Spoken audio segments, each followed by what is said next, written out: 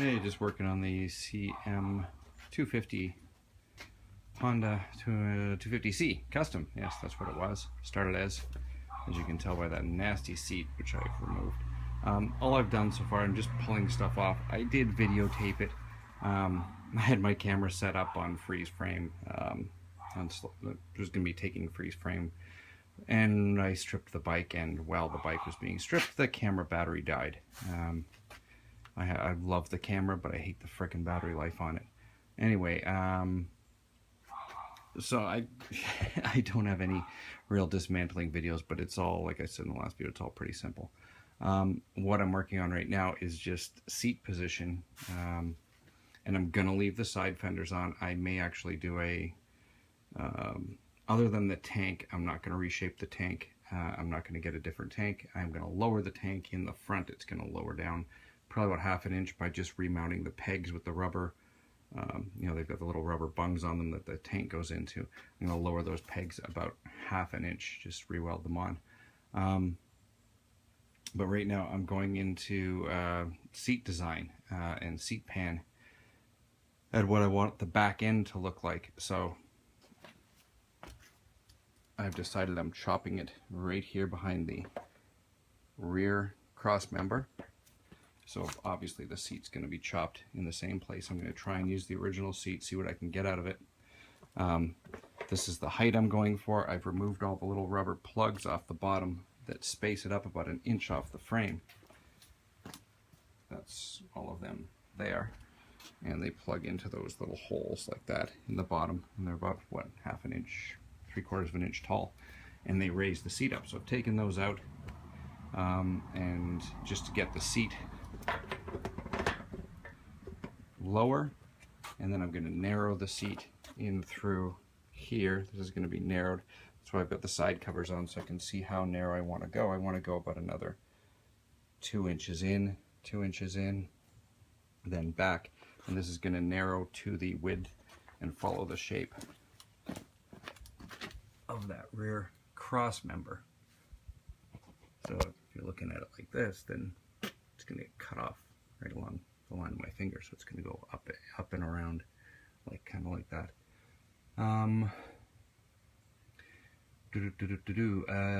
What else did I do? Nothing really.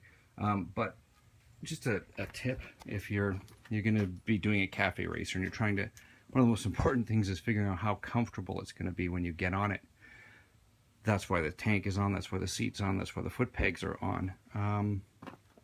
Little trick with the Honda CM custom foot pegs is you can swap them from side to side.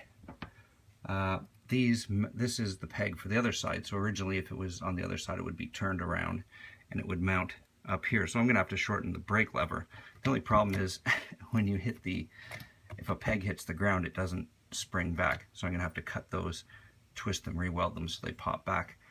That's not really a big deal. And then cut and re-weld the brake pedal, which is way up there now. A little too far away, but we'll cut it and bring it back down to here and use the original position. Same with the shifter. You can cut that. But what I was saying about seating position is you want to be able to sit on the bike and get a feel for what it's going to feel like, what kind of bars you're going to want to put on it. And one of the old tricks, I mean, this is this is as old as bikes. Take your handlebars that you've taken off. They would have been originally mounted like this. Turn them 180 degrees and stick them in the mount. If you're going to use clip-ons, if you're going to use a Clubman bar, I mean, some people just leave them like this. I mean, it doesn't look that bad like that, but to me it's always just looked like kind of like one of those Cape buffaloes that you see on like National Geographic. It looks exactly like one of those buffaloes that lions attack. I don't know. I just don't like that. It doesn't look that bad, but it doesn't look that great. It looks like you flip the bars. But anyway, it's a very good place to get into, and you can sit on it and get your hands in the right position and feel whether you're going to want to go further down the forks with clip-ons, or if you just want a straight bar, like a drag bar on the top, or maybe a Clubman bar that has the little Z shape in the top. The other thing you'd consider If you're doing a clubman bar and you want to lower the front suspension, again, it depends on the bike. Some bikes, like the CB400, you cannot bring the shock, the front shocks up through the upper triple tree mount.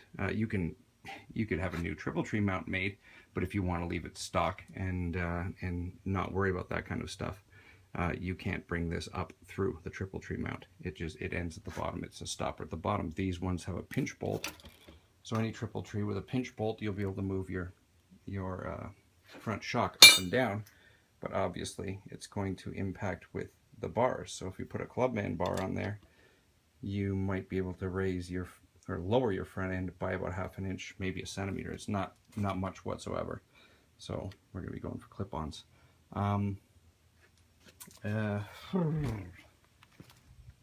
Anyway, that's just about it. Just a quick update and an apology for not having the complete disassembly video, which I had the camera set up, had it filming. But sometimes crap happens. Anyway, back with more in a bit.